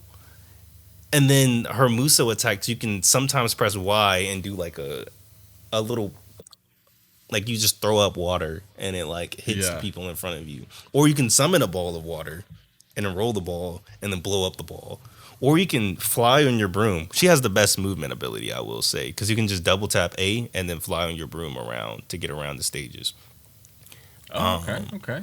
And then so there was a character with like mobility. Yeah, and then you can, but while you're on the broom, you can press X to shoot while you're flying. So the entire gameplay of her is spamming the X button because you're not going to do any of the charge attacks and just playing this game like a shoot 'em up instead of like a Musou game. The priest is kind of like Myphy. He has a lot of charge abilities, but he doesn't have any hyper armor. He's like the Tadakatsu Honda or like Lu Ming or like I'm trying to think of other characters that have like charge abilities. And then you hold that instead of like it's just XX hold Y, charge that up, then slam it. Like the strength based. The strength characters. Yeah, the berserker guys. And I don't never really liked grapple characters, and he has a lot of grapples with his chains. Because it's like you missed the grapple and you just wasted a combo. Yeah. Yeah. So he also has this really cool hammer move like that you can charge that does a lot of damage and does like a big shockwave. But once again, like we were talking about, enemies are able to hit you out of your strings. So you'll be charging and then it'll just hit you. And it's like, wow, what a waste of fucking time. Yeah, I mean. But anyway, back to... I just wanted to get them out the way. But I think about all of the other Banned from the Racks and other games that I think about that I would not play again. Like, there's still merit to them. Like, I wouldn't play... Like, I still play State of Emergency. When I'm bored on a Sunday, I'll put in State of Emergency and play a little arcade mode. You know what I'm saying? I still play Chorokyu from time to time. I still play, what other shitty games? Oh, Chorokyu's not shitty. Let me rephrase that. Wow. Hold on, bro. You put it in the same league as State of Emergency is Hold on, bro. I'm trying to remember games off the top of my head. Those are just the ones I went to the latest. But okay, hold on. What's the last fucking? Let's go all the way back to season 2 with it. I'm not playing Fear Effect again. I'm not playing Terminator Dawn of Fate. Has merit. It has merit. Yeah, we had fun with it. Yeah, it's a little Terminator survival horror game. That's cool. What was the band of the rack for every season? That's probably a conversation for the Boater Awards. Yeah. But band from the what? We put Bladestorm and Spectrobes as the band for the rack for season 1? Crazy. We did 2 of them? Yeah. I put Bladestorm and you put Spectrobes. It's even Spectrobes! Spectrobes, you can ride a fucking Spectrobe, bro. You could do the laser excavation. It was a whole little JRPG Pokemon doing its own little thing, bro. Every game has merit, and I feel like this game doesn't. To bring it all back, I honestly feel like you're either better off playing the second game, if you wanted to play it, or like only play this game if you give a shit about like Musou games. Don't play this game if you're looking for like an action game. You're good. Play El Shaddai or something. Yeah, this is like if you have Xbox 360 and you're just like looking to kind of go through like the catalog, this game. Yeah, the exclusives. Unless maybe its sequel is improved, but this game is like at first I was enjoying it, but then like here's my issue: I was playing it, got to the 4th character, lost my cool. I was like, oh my god, I'm not playing this anymore, or I'm not gonna play this map, whatever anymore. Then I went to go play an actually good Musou game, and then I was like, wow, I definitely can't go back now. Like it just doesn't feel right. Crazy. But at the same time, I kind of feel like the same way. Maybe like I remember a lot in the 360 era, the PS3 360 era. Niggas would be like, they would be on that Halo high, and then they would come over and play like a different FPS. I don't know. They would play like Call of Duty, and then they'd be like, "This is so gross. This is so slow." I'm niggas, and I'm just like. And I'm like, wait, hold up. So yeah, maybe we're doing the same thing because we're Warriors Musou fans. Yeah, we are. So Musou like when we're niggas. when we're playing something vastly different than that flow, then like we're essentially like it's not what we're used to, and it should be closer to that. So we don't fuck with it. Is that what's going on? You think like that sort of like bias of like what? Yeah, like is that what's happening? Because it's kind of hard to say because. I feel like for a while I was enjoying it a little bit. I was like, okay, I kind of get this. I fuck with this. And then it got ugly. And I went to play a Warriors game and I was like, this feels so much better in every way. I'm also used to it and I love it. And I wasn't playing modern Warriors games, by the way. I got Samurai Warriors 2 for the Xbox 360. And I was like, yeah, this is better. It just flows better. It's better.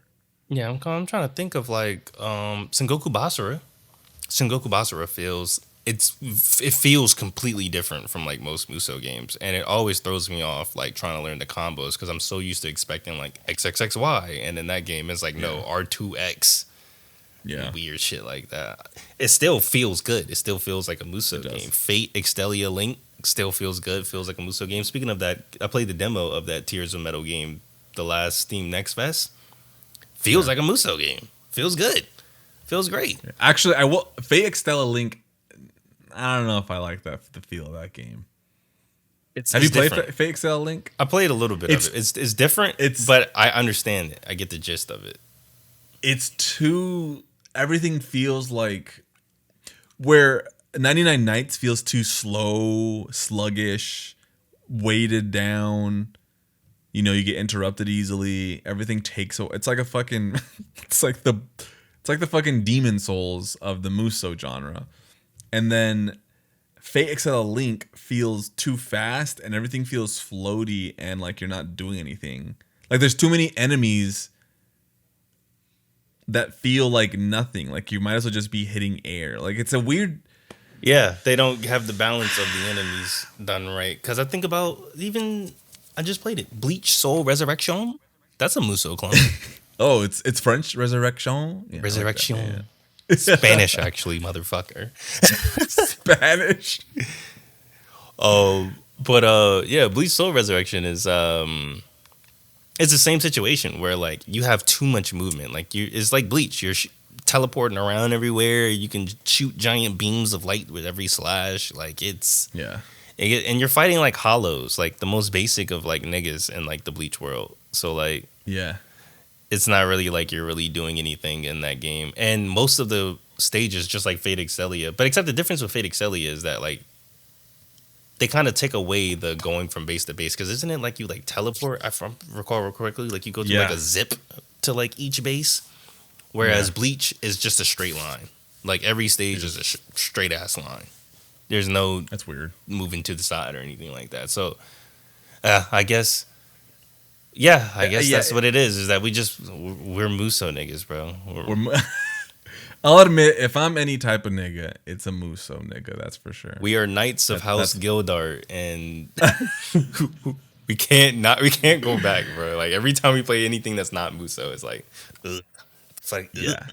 If we have to do a more musou focused episode, like where we rank it, and we'll have to have Chris on to hear his thoughts. Or I told him we were playing this, and I like added him, but he never responded. So I figured he's like, yeah, I'm done with them niggas.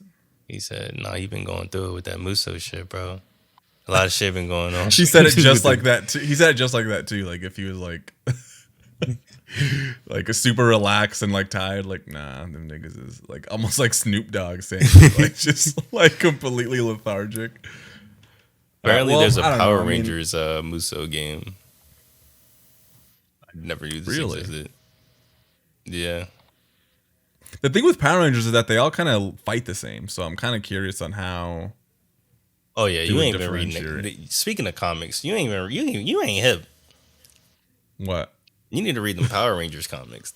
Power Rangers comics, bro. I'm trying to tell you, this dead shit is crazy. reading a. Nah, stop it, bro. Listen, okay. Imagine if like Tommy the White Ranger. Okay, Tommy the White Ranger. He's like evil. And he's like trying to take over the world. And, you know, Tommy's the best nigga. And, you know, niggas is going through crazy shit. Niggas get scars and shit like that. And they be like really trying to fight. Bro, look at the art, bro. It's crazy, bro. No, the art, I've seen the covers for those comics. And I'm like, that's great art. Yeah. And I think there was like one series, or I think the latest new series is like just Power Rangers. Like, you know how there's always a new generation of niggas? Like, I think it's like Light Force and like fucking Jungle Force and all that. Yeah, I think this one is like there's like a Power Ranger school after like the war, because it's like some multiverse shit where like all these different niggas, all the different Rangers were fighting each other and shit like that. Like some Power Rangers fucking Armageddon or whatever. Yeah. And like there's a Power Ranger school that's like you're gonna learn to be a Power Ranger and go on Power Ranger adventures. That's like the new thing in the comic. At least the last time I read it. I don't know. First off, I've been talking to you you've been my best friend for, I don't know, 3 months. And I feel like before that we were just friends. And so I feel like you've never mentioned Power Ranger comics ever. Not once. You've recommended so many things to me. And you've never said, you need to read these Power Ranger comics. You never even told me I'm just reading these Power Ranger comics. Well, to be fair, I don't read the Power Rangers comics. I just know of the Power Rangers comics. Like, it's always that thing where, like, I go in the store and I look at all the comics and I'm like, every time I'm like, who the fuck is reading, like, the Sabrina Teenage Witch comics or, like, the Power Rangers comics? But lo and behold, every time, like, at least in my local comic shop, like, the main dude there, because he knows that I, like, if he only knows I like Ultimate Universe, and then he tried to get me into Absolute, which he did successfully. But like I would like pick up random Image comics and be like, I'm gonna just check this out, and he would always be like, you should check out Power Rangers. You should check out Power Rangers, and I'd be like, nah. And he'd be like, you should check out Power Rangers. Though. You walk into a room and a nigga's reading Power Ranger comics. Tell me, what are the first 3 things that come into mind?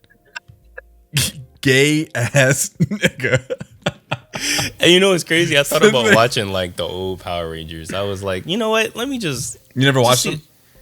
I mean, of course, as a kid you did, but I never really like saw the continuity. You know how niggas be like on the fandom shit, and they be like, "Bro, you ain't know the power level scaling, the Yellow Ranger when he like powered the Megazord by himself." They be doing some dumb shit like that. Like he did the Power Rangers by himself. He did the old shit. Like Void Rivals is another one. We're going off topic, but Void Rivals is another one where niggas is like, you should read Void Rivals, and then I'm like, okay, cool, Transformers, and then they're like, oh yeah, but G.I. Joe and Aliens, and you're like, I don't give a fuck if it's Robert Kirkman. I'm not reading that shit. Now, if Robert Kirkman did Transformers, I would read it, but I'm not reading a Transformers G.I. Joe mashup and some weird shit. Yeah. All right, let's wrap this up. Sorry for that tangent, guys. We know this isn't a status check. We try to keep it pretty buttoned up here on Boater, but I think this game just really threw us for a loop. And I mean, clearly, as you're seeing, this video should have come out in November, somewhere around there. I'm settled into my job now, so maybe we'll get back on track. But it's also the holiday season. We're not going to be doing. We're not going to be doing. I'm gonna tell you right now. We're not going to. Yeah, we're not going to be doing. We'll do. I think we're going to do 8 games. Is that what we decided? Or we're just going to basically all the way till July, and then we're going to do 6 games. We're going to do 6 games. Maybe a 7th and an 8th, depending on how we feeling. Yeah, because I think once the holidays come around, like our birthdays, although your birthday's in April. July. When's your birthday? April. I'm an idiot. Yeah, your birthday's early on. My birthday's in October, but once Halloween hits and November, and we're like shot holiday season, for whatever reason. I get so lazy. I get busy at work. It's horrible. We can't do it. And we don't want to do it. I feel like there's so many good releases of games coming out in that second half that we're just like. Actually, that's not even true. What the fuck am I talking about? That's not true at all. But there's games coming out all the time that we want to play. So everything's gonna be late this month. You're gonna get a late status check, a late boater, and then the finale, of course. No, we already did the status check, so it's just boater awards. Oh yeah, that's right. Wait, no, we haven't released it yet. The last one. Oh yeah. There's one more in the can that we got to release. Yeah. So I'll edit that. That'll come out, and then this will probably be like. I'll try to get this one out. Well, I don't know. I don't think we're going to be able to do a back of the rack awards by the end of the year. Now I'm thinking about it. If it comes in January, it comes in January. Fuck it. It's going to come when it's going to come. Also, because we have to still decide what games we're going to play so that way I can create the trailer for it. Yeah. We still got to finalize some things. Yeah. Definitely not playing El Shaddai. I looked it up, and I would love playing it, but...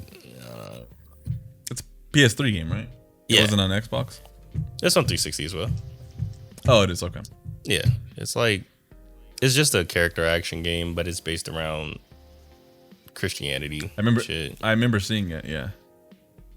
I kind of like the list that we have so far, and going back, non-spoiler looking.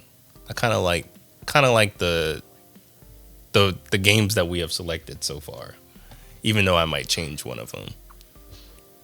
Let's close it out real quick, and then we can... Yeah, yeah. So, would you tell people to come pick this up as a musou guy? No. Well, okay. If you're a musou collector, and I'm not. You said you're not. I can't say I'm a musou collector. No, you are. Yeah, I love. I only have every musou. Ever. I'm trying to get every mainline Dynasty Warriors and every mainline Samurai Warriors. Same. But I'm not gonna pick up Pirate Warriors 1, 2, or 3. I'm not gonna pick up Hyrule Warriors. You're not picking up Arslan. I'm not picking up Arslan. I'm not picking up Fist of the North Star. I'm not picking Berserk. Maybe I'll buy it digitally. I bought that, and that was when people say that Dynasty Warriors is repetitive and button mashy, that game I feel like really highlighted that whole aspect of it. And I was like, this is a bit much. Like, it was. I'm about to go into a rabbit hole after this of Musou clones. likes. Yeah, I'm gonna see how many Musou clones there are because I just found one called Joan of Arc. Another Western Musou clone. On what console? It's on Steam. Wars and Warriors, Joan of Arc, for $7 by Enlightened Software Limited from 2004. It looks pretty ass. I'm not gonna lie to you. Oh.